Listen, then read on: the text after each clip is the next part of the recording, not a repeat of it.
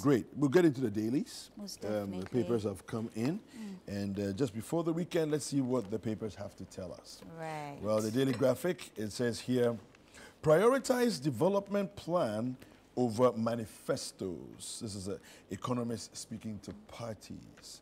Yes, prioritize development plan over manifestos. I think it's time that we build our manifestos from a united or unified development plan, a singular development plan, and we build our manifestos from there. Then this advice will not even be necessary because you see, it's everybody is pulling from the same development plan. Yes, this one says here, Ayoko Botre vies for Commonwealth Secretary General position tomorrow. So tomorrow is the day that all of it goes down.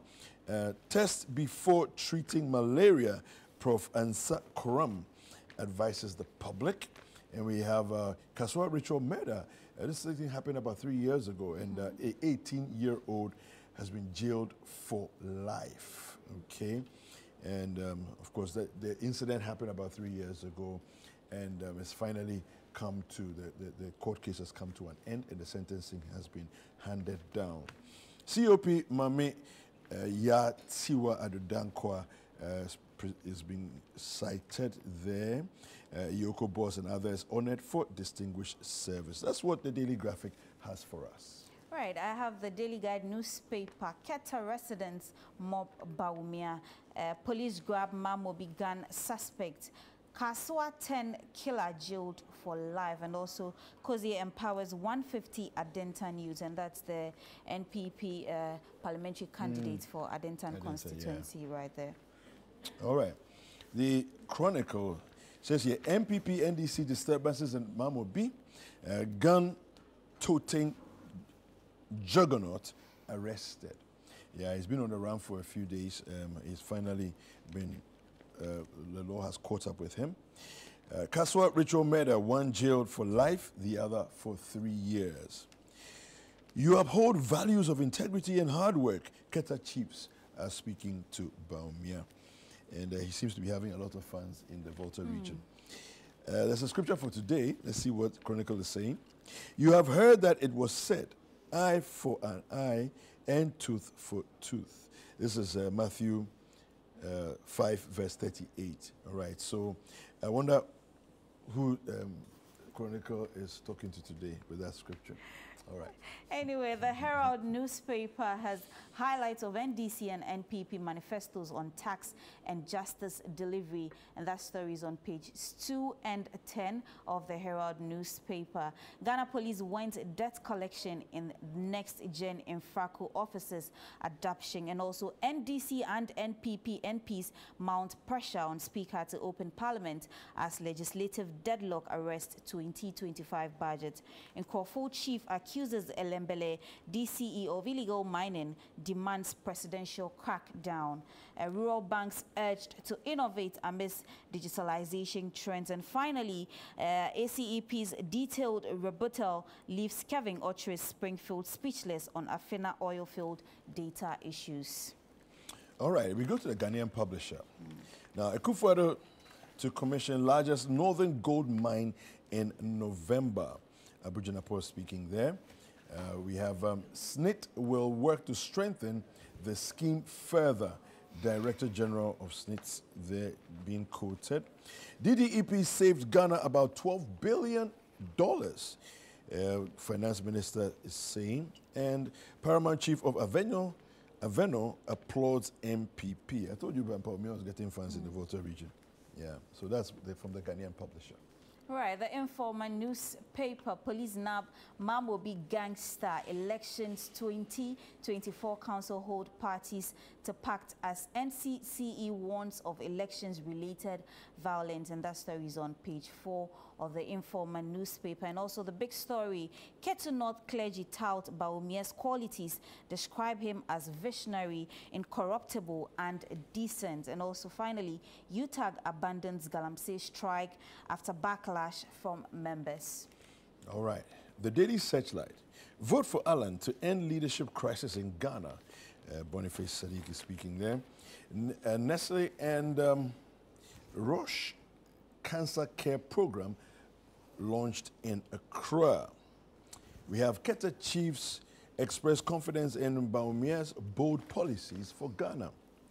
Support Accra Rehabilitation Center, Kofi Yeboah speaking, and Baka Vomo faces new charge, 4 others discharged.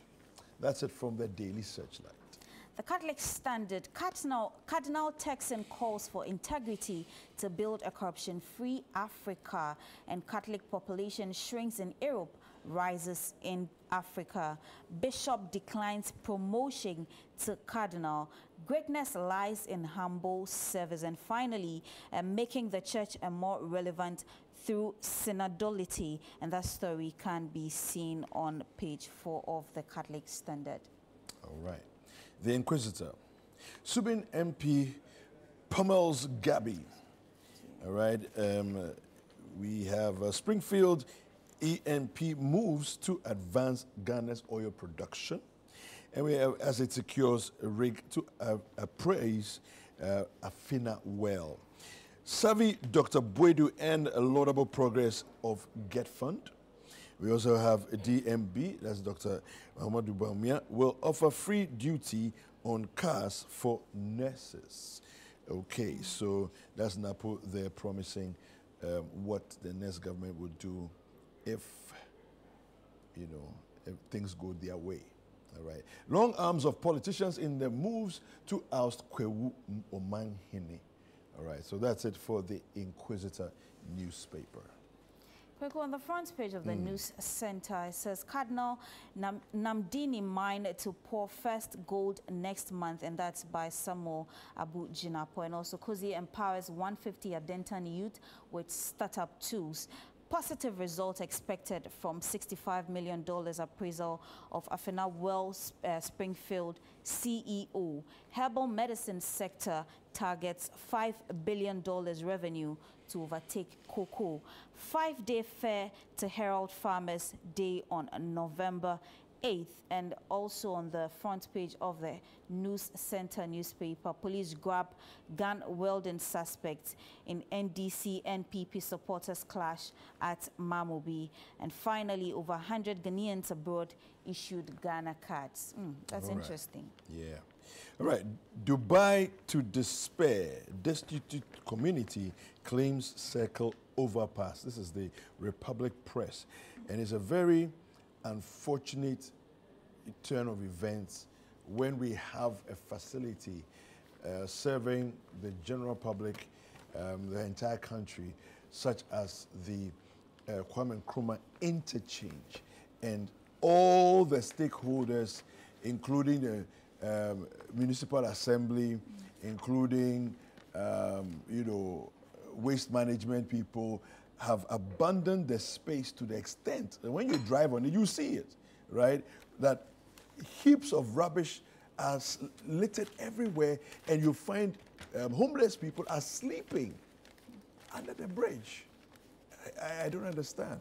It's like we don't have offices that are responsible for these things, to take care of these things. No, Kweku, just to add up to that's what you're saying. Yeah. So yesterday I chanced on a story on Instagram where the bus stop boys were at a bus stop at Ouija. Oh, I watched it again and again and again. And they cleaned the whole bus stop, and apparently the bus stop has been serving as a habitant for mad people or mentally unstable people.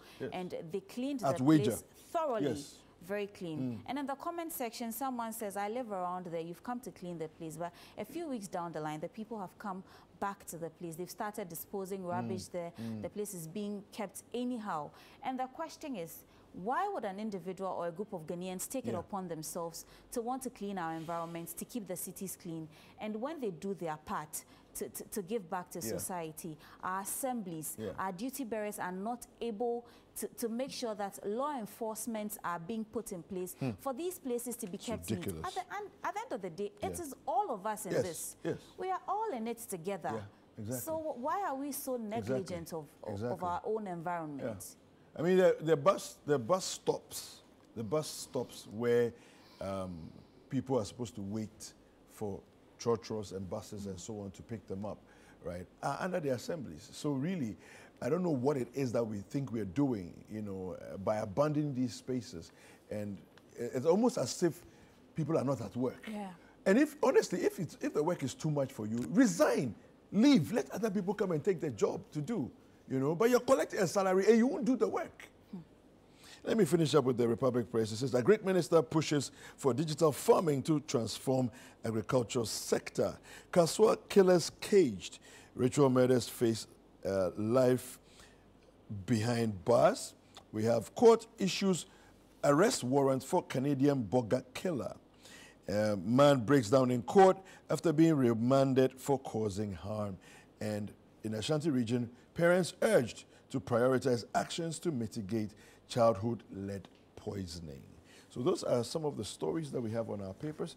We have ChannelOneNews.com. Of course. Yeah, let me run us through some stories on there quickly before we take a break and come back to continue the show. So on ChannelOneNews.com, I have Baumia says, our record will secure us victory in December polls. We will surprise the NPP, and that's by Beatrice.